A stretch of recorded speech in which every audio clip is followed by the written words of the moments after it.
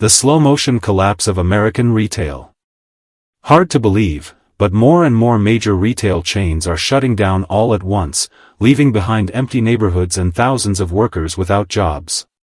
So what's really going on here? It's not just bad luck. Skyrocketing costs, brutal competition, and crumbling consumer confidence are pushing these giants to the edge. Today, we're diving into the 7 biggest retail chains in America that are in serious trouble.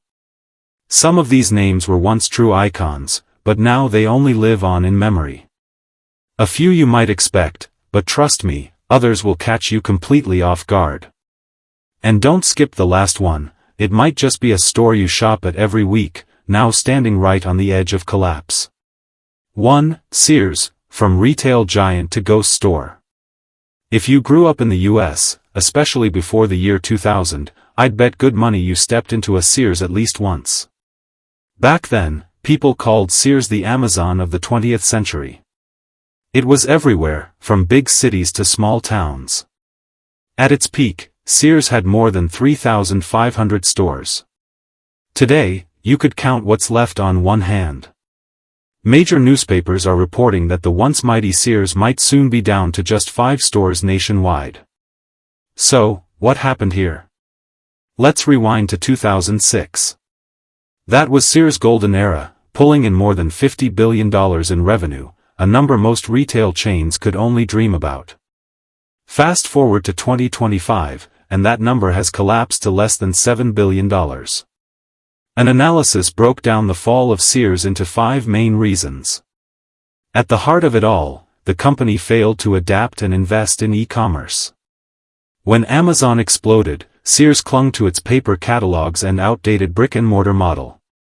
Its investments were scattered with no clear direction, leaving Sears stuck in the middle, too expensive to beat Walmart's low-price game and too outdated to compete with Home Depot's dominance in home improvement.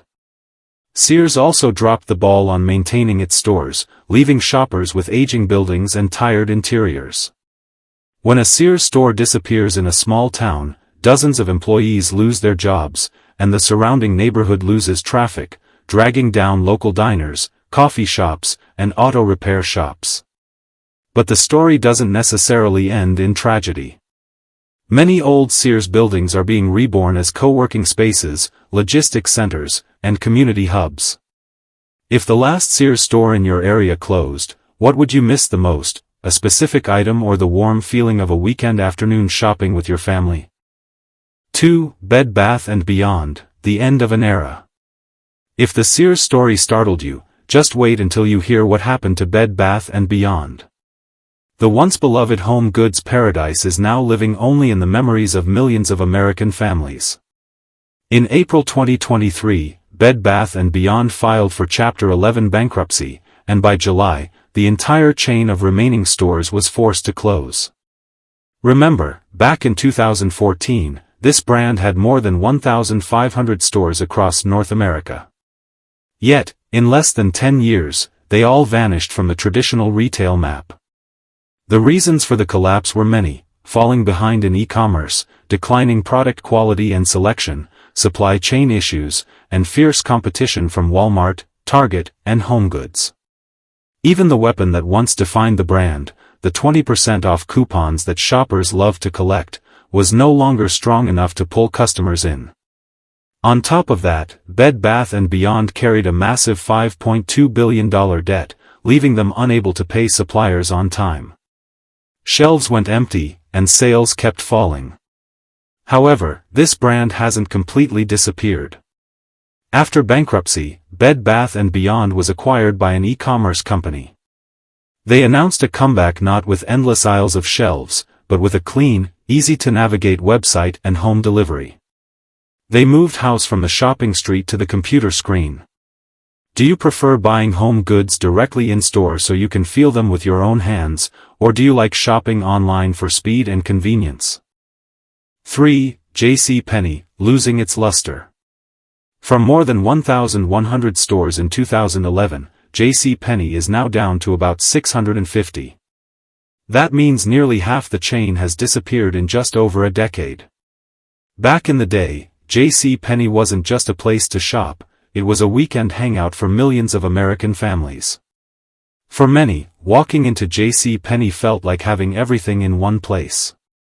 In May 2020, J.C. Penney officially filed for Chapter 11 bankruptcy and had to shut down about 200 stores. This was partly a strategic move to cut costs and adapt to new consumer habits, but J.C. Penney's biggest problem was that the brand, once tied to stability and family values, ended up losing the very thing that kept customers loyal. When a J.C. Penney store closes, older shoppers lose a place to buy their familiar items, and families lose their weekend gathering spot. The mall itself loses an anchor store, the kind of big-name tenant that draws in crowds, causing countless smaller shops to struggle as well. But this isn't necessarily the end. J.C. Penney has realized its mistakes and is trying to make a comeback, focusing on the bargain hunters who are the backbone of its customer base. They're improving their stores, adding online services, and offering faster delivery. J.C. Penney still has a shot, as its brand strength, affordable prices, and friendly service are things online shopping struggles to replicate. Do you remember the last thing you bought at J.C. Penney? Is that item still in your home today? 4. Macy's, the fading parade. For more than 800 stores in the early 2010s, Macy's is expected to close about 150 stores in the next few years, keeping only the larger, more profitable locations. If you think of Macy's as a grand stage, the curtain is slowly coming down, leaving only a few main stages. Back in the day, Macy's wasn't just a store, it was part of American culture. People didn't come here only to buy sweaters or bedding sets, but to soak up the festive atmosphere and feel like they belonged to the city's vibrant rhythm. But now, many Macy's stores look like watered-down versions of themselves with sparse shelves and fewer employees. The pressure from e-commerce competition keeps getting stronger. Shoppers prefer hunting for deals online rather than driving to a store. In particular, the younger generation no longer sees the mall as a weekend hangout spot. When a Macy's store closes, older people lose part of the memories tied to Christmas or family holidays. The mall loses its highlight, and foot traffic drops sharply, causing revenue for other stores to plummet. Even so, Macy's is still a strong brand. If they can transform their remaining stores into experience destinations where customers can both shop and enjoy events or entertainment, they can still preserve that emotional connection with shoppers. Do you remember the last time you saw the Macy's parade? When you step into the Macy's near your home, do you still feel that old festive spirit? 6. CVS, the pharmacy of the future. CVS feels more like a place where you get a basic health check, pick up your prescription, and maybe grab your favorite snack on the way out. But here's the thing, both Walgreens and CVS are shutting down stores by the dozens. The difference is in how they're handling it.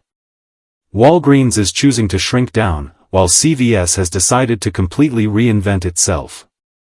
Today's consumers are increasingly used to ordering medicine online and having it delivered to their doorstep, while the operating costs of physical stores keep rising.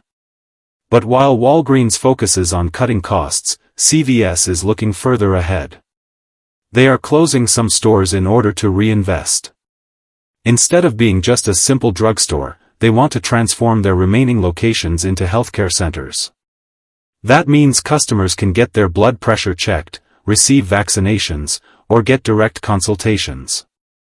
CVS has accepted shutting down nearly 1/10 of its stores while spending billions to expand digital healthcare services and develop small in-store clinics. The goal is clear, to become the neighborhood family doctor. If this strategy succeeds, the outlook is very appealing.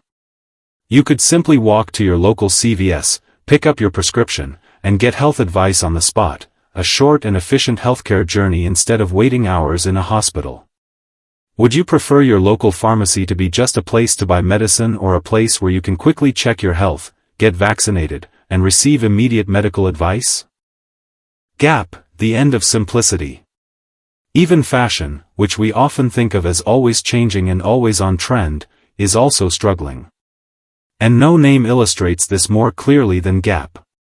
There was a time when simply wearing Gap jeans meant you were keeping up with the rhythm of American fashion. That bold blue logo appeared everywhere. But today, countless Gap stores have closed, and the Gap logo hoodie is no longer the uniform of young people. In the early 2000s, Gap had more than 3,700 stores worldwide. Yet, in just the past 5 years, hundreds of locations in the US have had to shut down. The biggest reason? Gen Z, the generation that sets today's trends, now prefers fast fashion that changes constantly, while Gap has stuck to the simplicity and consistency that once defined it. Paradoxically, the very simplicity and consistency that once helped Gap succeed have now become its weakness. If Gap disappears from local malls, it's not just about one brand shutting down. Malls will lose an anchor store, and middle-aged consumers who trusted Gap will lose a familiar brand. At the same time, a piece of American fashion memory from the 80s and 90s will also fade away. Still, Gap hasn't given up. They're trying everything, collaborating with famous designers, experimenting with sustainable product lines, and pushing e-commerce. But the question remains, are these trend-driven hits enough to win back the hearts of young consumers? Do you still have a pair of Gap jeans or that blue logo hoodie from your school days? And if you do you think they're still on